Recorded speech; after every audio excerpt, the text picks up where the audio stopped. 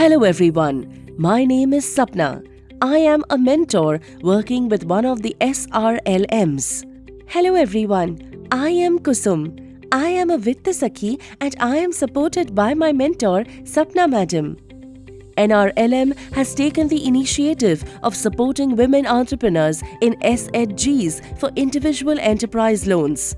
I and my Vitta Sakhi Kusum will discuss about different aspects related to this initiative, and we hope that you all will also find our conversations helpful. So, let's start. Interest rate concept. Hello everyone. In this video, we will learn about the concept of interest rate and the two methods of charging interest, that is, the flat rate and the declining rate. Hello Sapna Madam. As we are now trying to spread awareness about the micro enterprise loans, SHG members ask a lot of questions about interest rates. They ask questions like, how do banks calculate interest amount? On what amount is interest charged? What happens if loan is repaid earlier?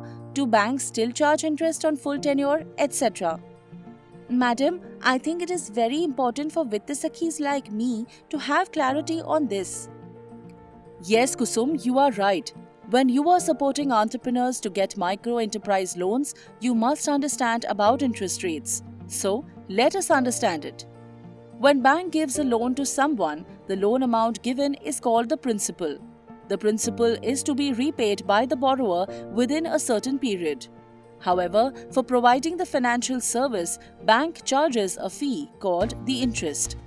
Interest rate is expressed in the form of percentage and for a period which is generally 1 year. For example, bank can say that its interest rate is 12% per annum. This means that the bank will charge Rs 12 for every Rs 100 lent for a period of 1 year.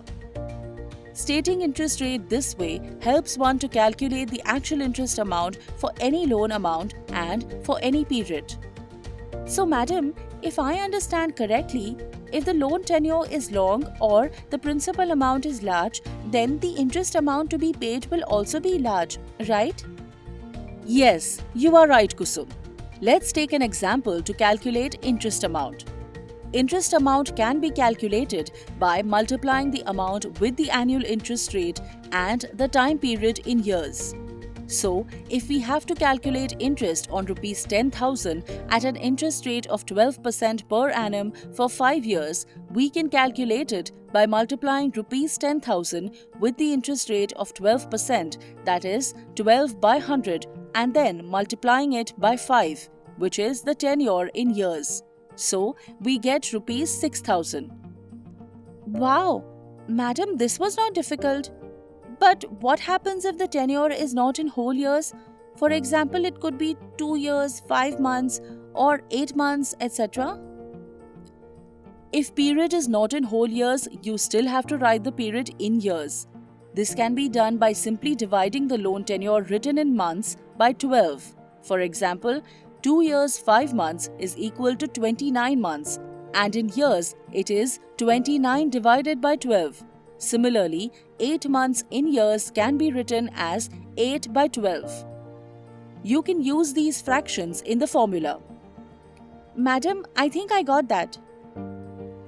Now you said members ask you how do banks charge interest. Kusum, there are two methods of charging interest: the flat rate method and the declining rate method. Banks and other formal financial institutions always charge interest on declining method basis. Banks charge interest only for the period for which any principal amount remains outstanding with the client.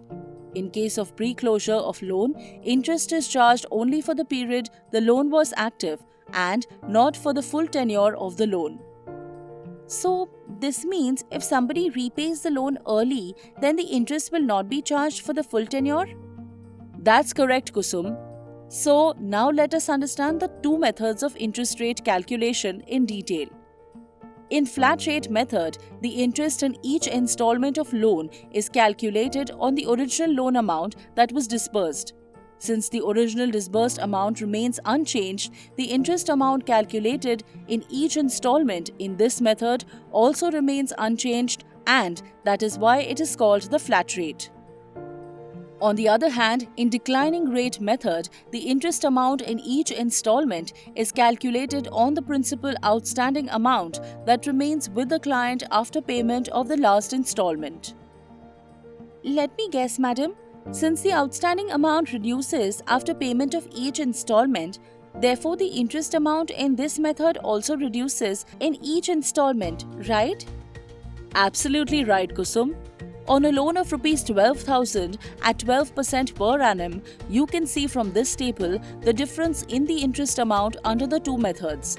In flat rate, interest is being charged on the disbursed amount in each installment, but under declining method, the interest is being charged only on the principal outstanding in each installment. Wow, madam! There is a significant difference in the interest amount paid under the two methods.